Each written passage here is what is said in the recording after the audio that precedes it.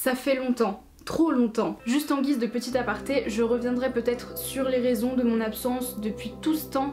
Et puis voilà, mon faux retour, je pensais vraiment reprendre. Ça fait voilà 5 ans que je fais des vidéos de manière assidue sur cette chaîne, tous les dimanches minimum. Je reviendrai pas dessus pour le moment. Maintenant peut-être qu'un jour je pense que j'aurai besoin d'en parler et que ça pourra rendre service que j'en parle. Mais pour le moment...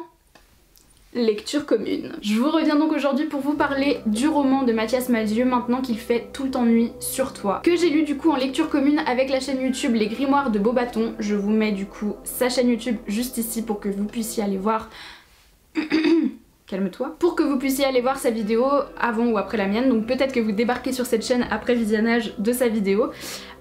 Bienvenue si tel est le cas. Pour ceux qui donc ne sont pas au courant, ma chaîne est plus généralement axée autour du cinéma, mais c'est vrai que de temps en temps j'aime bien vous parler de petites lectures. La littérature fait partie intégrante de mon quotidien de toute manière. Donc voilà, mes lunettes sont vachement sales, je ne sais pas si vous le voyez. Voilà. Donc cette lecture commune, elle a été suivie cet été. Je l'ai lu cet été, mais c'est un livre qui m'a bouleversée. Je sais que Kathleen a eu aussi voilà, quelques sentiments particuliers vis-à-vis de cet ouvrage. On s'en est pas dit plus parce que voilà, le but c'est surtout de voir l'impression l'une et de l'autre en décalé, mais il a fallu quand même qu'on en parle vis-à-vis de nos expériences personnelles. Voilà, on avait besoin de s'en parler, je pense, et ça a fait du bien de pouvoir communiquer dessus avant même la sortie et le tournage pour ma part de cette vidéo. Pourquoi? Parce que vous vous en doutez bien, La Nuit fait référence à la mort et ce livre traite donc de l'épreuve du deuil. Donc Mathias Malzieu, c'est un écrivain mais surtout chanteur du groupe Dionysos que vous connaissez peut-être. Il a écrit notamment Jack et la mécanique du cœur, donc je vous en ai parlé dans ma vidéo sur les effets spéciaux, donc ça remonte vachement, où je parlais de Georges Méliès, et donc il y a une petite occurrence de Georges Méliès dans ce film là qui est un film magnifique. Mathias Malzieu fait d'ailleurs la voix de Jack puisque c'est un film assez musical. Il y a Olivia Ruiz, il y a Grand Corps Malade, voilà, et des belles voix, c'est un film vraiment magnifique. Ici nous avons donc son premier ouvrage littéraire qui relate du décès de sa maman. Donc on arrive dès les premières pages sur les premiers ressentis après l'annonce du décès de sa maman à l'hôpital. On va suivre tout au long de l'ouvrage donc l'expérience du deuil dans une dimension un petit peu onirique. À la fois très ancré dans le réel et à la fois avec voilà, une dimension fantastique, très métaphorique surtout. Il y a beaucoup de métaphores, c'est très poétique. Vraiment, si vous aimez pas forcément tout ce qui se passe dessous les mots, les sens cachés, peut-être que ça va vous paraître un petit peu trop compliqué au début. Moi pour ma part, j'adore la poésie, c'est quelque chose que j'affectionne tout particulièrement et voilà, les écrits comme celui-ci, la plume de Malzieu est juste magnifique. J'avais envie de lire du Malzieu depuis très longtemps. Je dis à Kathleen, écoute, je sais que ces ouvrages sont peut-être particuliers, mais j'ai envie qu'on tente, et elle m'a suivie. Voilà, je ne sais pas si elle a aimé autant La plume de Malzieu, peut-être que c'était pas son style, je ne sais pas, je vais pas... voilà, mais bon, cet ouvrage a été vraiment bouleversant, déjà parce que je l'ai adoré dans tout ce qu'il communique en termes d'émotions. Il y a eu des événements dans ma vie qui ont fait que... voilà, me fixer cette lecture là pour le mois d'août, c'était peut-être pas une bonne idée vis-à-vis de ce que je vivais à l'instant T, mais à la fois ben, il m'a accompagnée et il m'a fait du bien. Peut-être que si je l'avais lu à un autre moment de ma vie, ça aurait été différent, je pense d'ailleurs, et c'est pour ça que j'adore la lecture, parce qu'on interprète les mots différemment selon les époques auxquelles on lit. Est-ce que ça va mieux? Est-ce que c'est léger comme une bulle de laisser son corps juste là, tel un vêtement abîmé qu'on ne peut plus porter?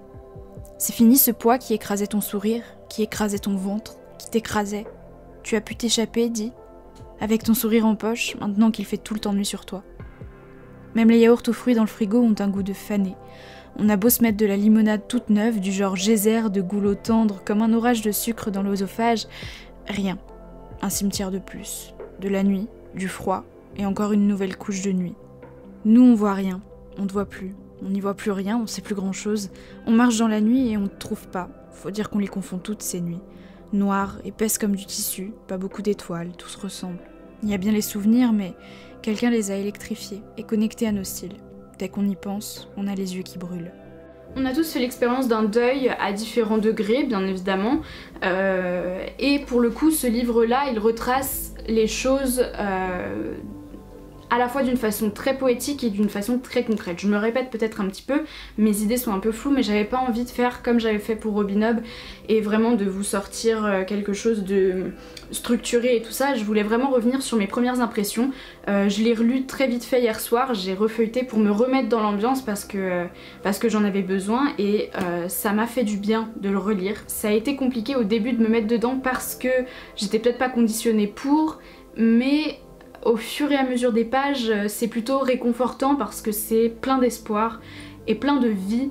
Et je pense que la morale que j'en tire, moi, c'est que dans le deuil, dans ces expériences de la vie qui sont horribles, il faut retenir l'importance de son entourage. Voilà, on se sent seul face à ce qu'on ressent, mais finalement, les gens qui restent, c'est ceux auxquels il faut s'accrocher. Il faut s'accrocher à la vie, il faut s'accrocher aux gens qu'on aime, parce que tout ça, c'est éphémère. Et voilà, c'est la morale que moi j'en retire en tout cas.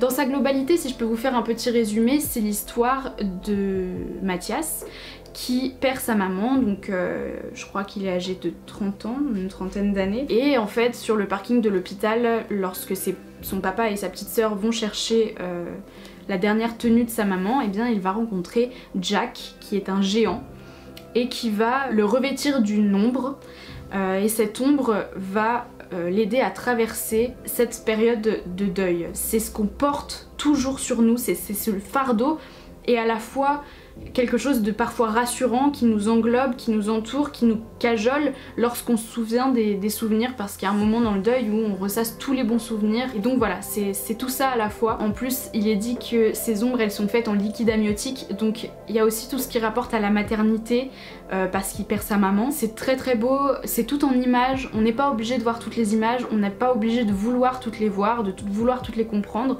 mais il y en a qui font du bien, on est content de les voir, et je sais pas comment vous dire, mais il y a des choses qui sont représentées et qui font du bien, et voilà, ça fait plaisir de lire des choses aussi belles et de reconnaître à quoi elles font référence. C'est un ouvrage qui est très beau, c'est une lecture, ce sont des mots qui sont très beaux, et c'est en ça que la lecture peut devenir douloureuse. C'est assez bien résumé cet ouvrage pour ma part, c'est un point de vue totalement subjectif, et c'est pour ça qu'on fait ça en lecture commune.